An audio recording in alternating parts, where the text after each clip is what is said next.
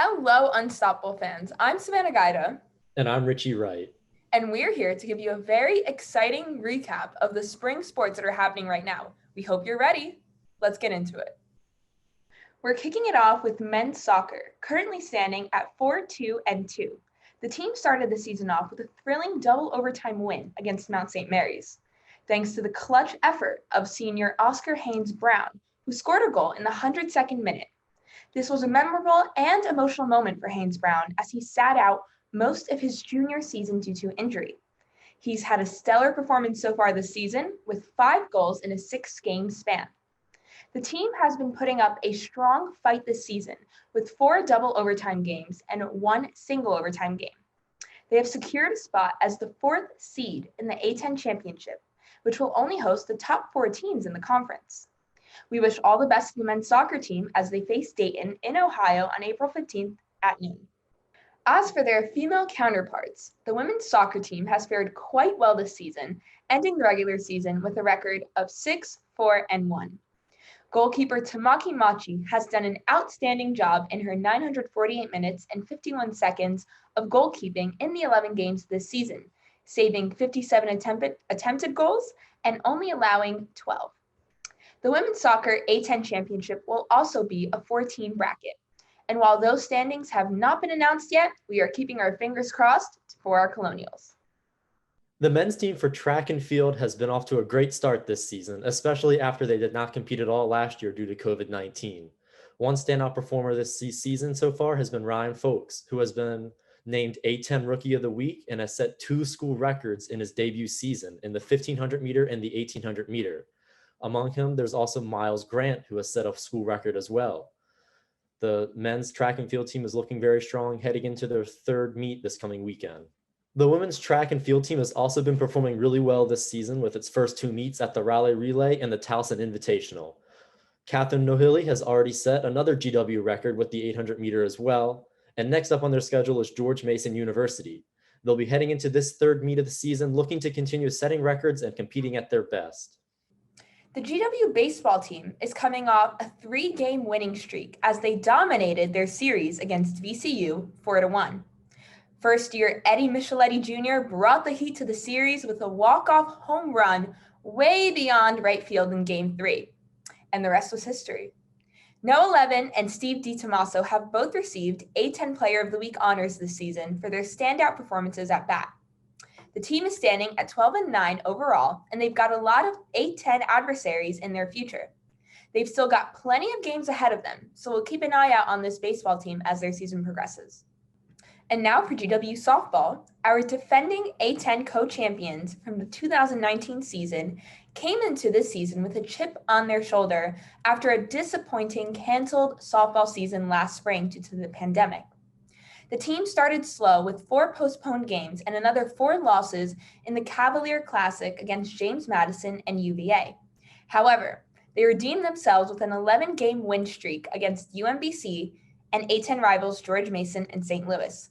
Pitchers Faith Weber and Sierra Lange have maintained exceptional earned run averages with a 1.78 ERA for Weber and 1.9 for Lange, respectively. Both GW and Fordham are the only 2 undefeated softball teams in A10 play, so we could be looking at our defending co-champions battling for the number 1 spot yet again. The GW women's tennis team has had 2 shutout victories at home this season against Copen State and Howard University. And in their last 4 matches, GW lost to VCU in Richmond before earning back-to-back victories against George Mason University and Davidson. Standout players have been Alexandra Vesicalio and Charlotte Bell, who both won their matches in these consecutive team wins. Stella Wieseman also leads the GW team with 5 singles match wins this season.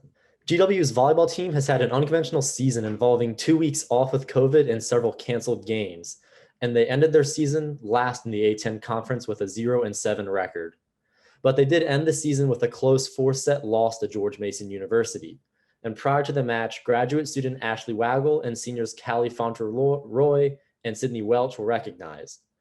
Waggle has been the leading scorer with 125.5 points throughout this entire season. Fauntleroy has 61 kills, tied for 3rd most on the team, and she also has the 2nd highest attack percentage on the GW team with 0.246. As for Welch, 10 aces have landed her with the third most on the team. Next up, we have women's lacrosse. The women's lacrosse team is 5-5 overall and 2-3 in A10 play.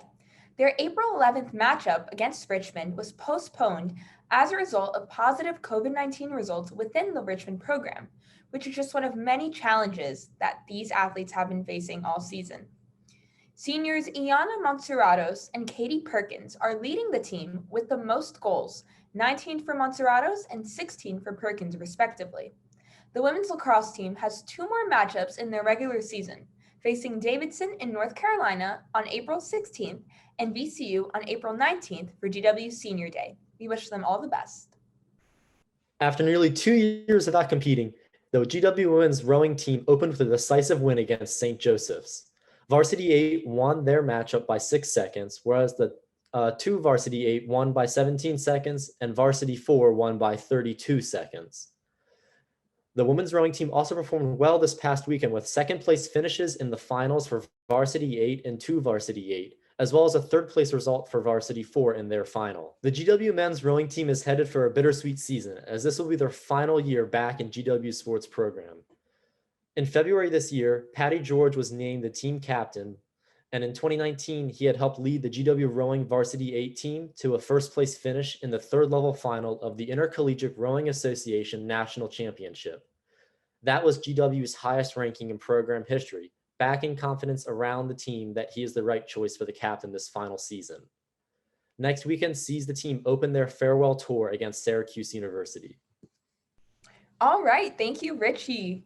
Wow, I am so proud of our GW athletes. They have gone through so much adversity this entire season and last season with the pandemic. So it's awesome to hear how our athletes are succeeding and our teams are doing so well. Richie, which team are you most excited to keep up with for the remainder of the spring season? I think there's a lot of excitement to see, but I have to go with the men's rowing team on this one. Just it's their final season in the program, and I'm excited to see what the new captain, Patty George, can do. He brought the team to its highest ranking in the program, so lot of potential there, I think. Definitely. I really hope that they have an outstanding season, given that it's their final one as a Division I team at GW. I gotta say, I'm pretty excited for men's and women's soccer. I know men's soccer is in the A10 championship and hoping that women's soccer is too. I think they will be, so looking forward to keeping up with them. Thank you, everyone, for tuning into our spring sports recap. For more spring sports coverage, be sure to follow us on Instagram at GWTV_Unstoppable and on Twitter at GWTV_sports. Stay safe, everybody, and raise high.